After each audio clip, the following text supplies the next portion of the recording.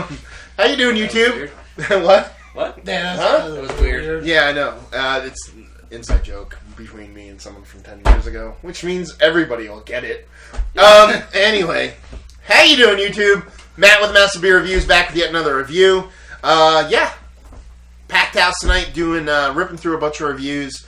And today we're moving on to a Owls of Hampden Pizza Boy beer, and that is their Benders Barleywine by Pizza Boy Brewing and Chip Bender, was it? Bender. Chip Bender. As you can see, can-wise, it's a little bit bigger than your average can because it is a Crowler. It is, they're starting to can growler beers now. If you'd like to know more about that, you can look up our previous review of their Honey Crisp, was it? Yep. We kind of go into depth about the whole Crowler system, so if you want to know about that, you can watch that review. But today, we're going to be doing their Bender Barleywine, which is American barley wine at about 10%. Anybody have this before? No. I have. I had it on Firkin when I was down there 2 weeks ago. You just like to say the word firkin, though. I do. Because, it's close to my favorite word to fuck. So. This is a G-rated show, thank you very much. And I'm going to bleep that shit out, asshole. Go ahead, sorry. Yeah, G-rated.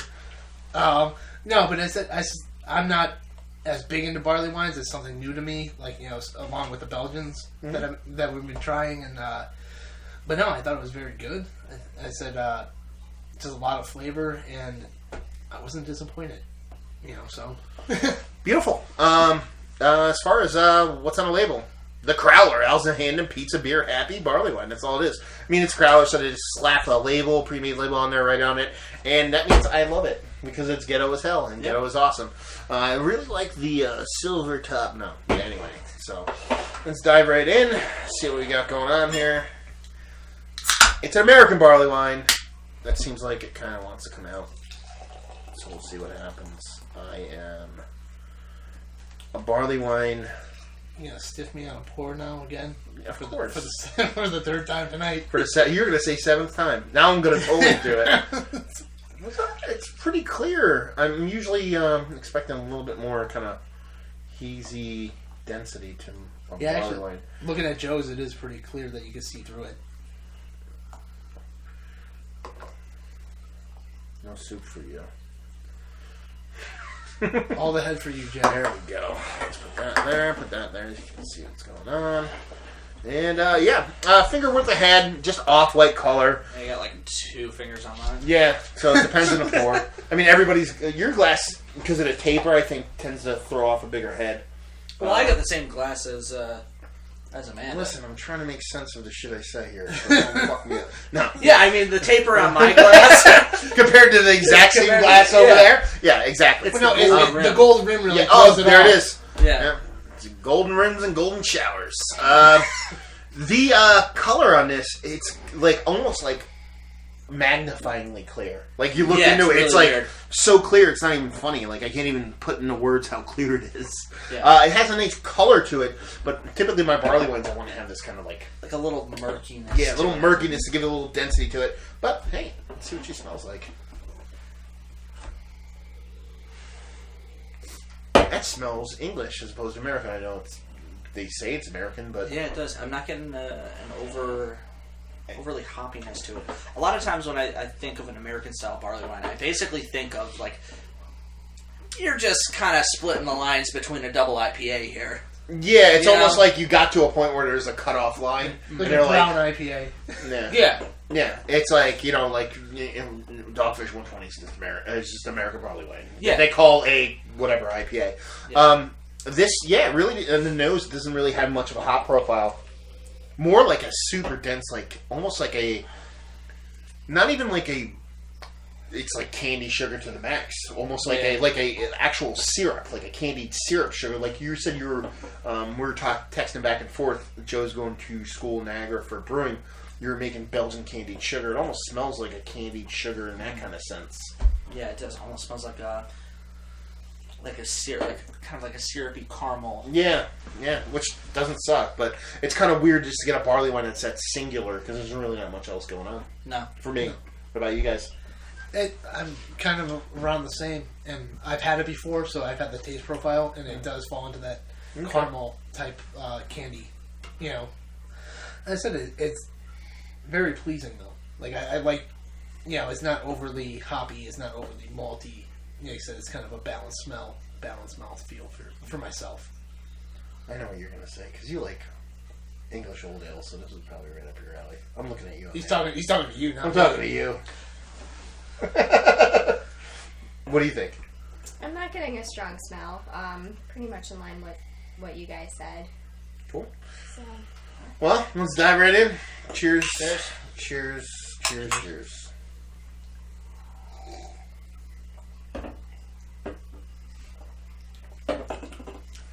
That's weird.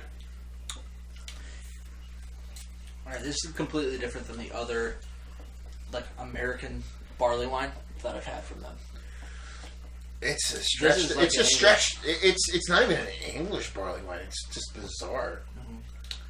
I don't even have an aftertaste. I think it's just. It tastes like cardboard and dates. That's what I taste when I taste it. Wet cardboard and dates. Never eaten cardboard, but I'll take your word on that one. But like, I get the dates. Like I said, it's like when you were talking about the smell, like the caramel, the sugar, Belgian sugar smell. Like I think that's where you get a lot of the sweetness. Maybe that's, like I said, my inexperience with barley wines that I can't really dissect them. Well, that's to the that thing. level. You know what this tastes like to me, and this is me just assuming, obviously, is that this tastes like a beer that they made and then called something, as opposed to be like, I'm going to make this specific beer, and be like, made a beer, tasted it, and be like, what is this? This is an American barley wine, I guess. Do you know what I mean? Like, it's not like, I'm going to make this specific flavor profile. I mean, I'm sure they were shooting for something. Yeah. You know what I mean? And I'm not talking about it actually in a kind of negative sense. I actually like it a lot. But it's like, it tastes like, it tastes like a beer that we're like, okay, it came out this way. I guess it's American barley wine, and we're going to just call it that. I mean, I'm getting like a sugar-coated fruit aspect to it. For me, it kind of hits like the middle of the tongue, and you get all the flavors then, and then it just kind of goes away. Like I said, like nothing's really lingering for me. I don't know about you guys. You remember?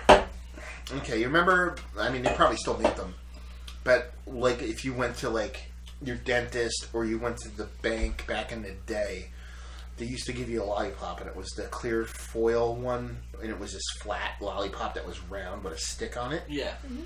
If that had sex with a sugar daddy, like it's that clear candied sugar. Yeah. With like a kind of like a slight sugar daddy kind of like influence to it. You know what I mean? Yeah. That's kind of like what it is. It's almost like a hard candy taste, like a sucking candy, like a Werther's Original, but more in a clearer sense as opposed to like clear like this, as opposed to like a muddled like density kind of thick creaminess. It lacks creaminess, so it just has that like clear sugar to it. I really wish my grandparents gave me more of this and less Werther's Originals.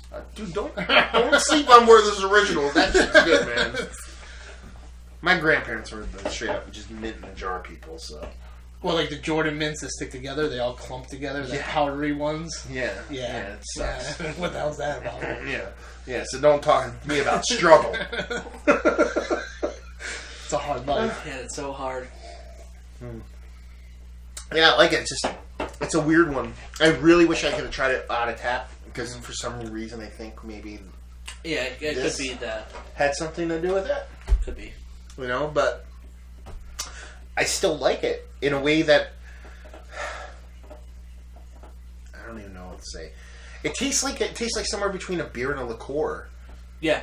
You know, like it's like an apple cider liqueur had sex with an American barley wine. I'm actually glad that you said apples, because I do get I get more apple on this than the Honeycrisp. Yeah, it's like a weird kind of mixture. And I watched my glass. Maybe this is the Honeycrisp and they screwed us. No. I know it's not. It's really good. It's actually super unique. Yeah. I haven't had a lot of beers like this. I'd actually, as far as if someone said, what's the closest beer in relation you could relate this to? And you've had it before, but you haven't had it a ton. And I share it with you guys. This is very close in spirit to Santa Claus. Yes, I'd give you that. Yeah. In that it's like Santa Claus is called a Doppelbock. It's not a friggin' Doppelbock. It's its own entity within that kind of just because it's style. So it's very similar in Santa Claus in as far as style, and that's one of my favorite beers. So it's like to me, Santa Claus is like a plum candy. Doppelbock. This is like a apple caramel apple Santa Claus. Do you know what I mean? That's kind of what I get from it, which isn't a bad thing. No, not at all. Yeah. Rating wise, I would give it a 87. I'm gonna go 75. Ooh, Just go on. Just not really doing it for you. Well, I think it's the whole. I mean, I know you said that it probably wasn't originally. They probably were like, "Oh, we're gonna make this beer," and then they said, "Oh, it's a barley wine." But the whole barley wine thing, kind of like, is getting me a little bit because it doesn't. I like the flavors, but it just doesn't seem like what I look for in barley wine. If you know what I mean. Like, fair enough. Yeah. I'm going like closer to Matt, like in around like 85. I kind of get what he's saying with the Santa Claus, almost like a fruit wine, and a beer kind of mashed up together. Yeah, I said so. You are getting that almost caramel candy flavor, but you're also getting a little bit of the beer side of it. I wouldn't put it up as highly rated as I would Santa Claus. Like Santa Claus is near and dear to my heart now that I've had it. And I've had it a few times. But I said it's solid. I'd say like 85. It's something I would go back to. If I saw it on tap somewhere, it would be something I would go after and get. So. Yeah, I'm right there with you guys. I mean, I'd get this again on tap down there. Would I get another growler of it? Probably not. To split among a couple people, it's perfect. Maybe, for this environment, if I knew like I was gonna get this and then share it with a couple people, I'd pick up another growler or whatever. But compared to the other American style barley wine that I've had from them, it's not what I know that they can do.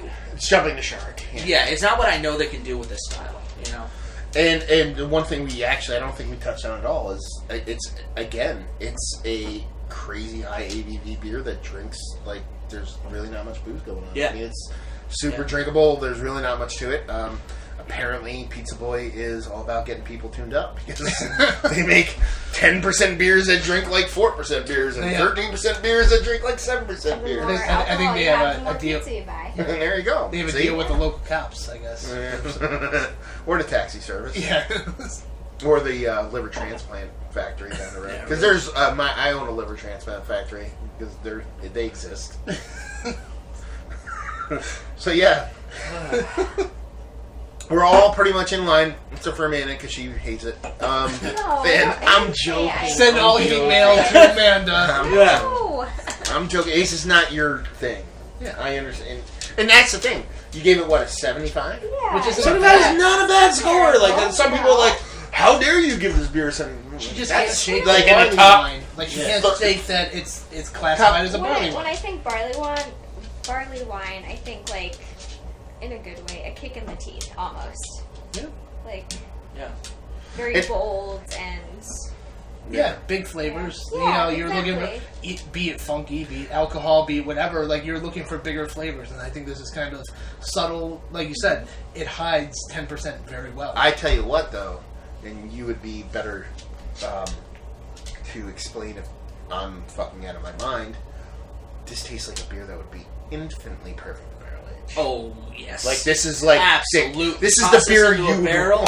This is the beer you want to make to throw into a barrel. Yeah. You know what I mean? Like, because it has enough going on, and it has the alcohol to kind of sustain itself to do whatever, but it's just going to gain and get beautiful and just... And this is going to go from clear to cloudy, dense. Mm-hmm. It's going to pull barrel character out of the wood. Yeah, anyway. Barrel exists, please. Anyway. I think that's it. Another review in the books. Hopefully you guys enjoyed the review. If you did or you didn't or somewhere in between, suck it. Or you can leave comment in the section below. And if you like, check all of us out on the internet somewhere. Me, Massive Beers, Facebook, Twitter, Instagram, Untapped. Myself and Amanda at our website, nepabeerreviews.squarespace.com. Also on Instagram and Twitter at NEPA Beer Reviews. And me, I'll be at Instagram at thegeneral451. There you go. So, hopefully you guys enjoyed the review. Hopefully you're enjoying a scarily drinkable high ABV beer that will make you question what your life is about. And hopefully see you next time. Cheers. Cheers.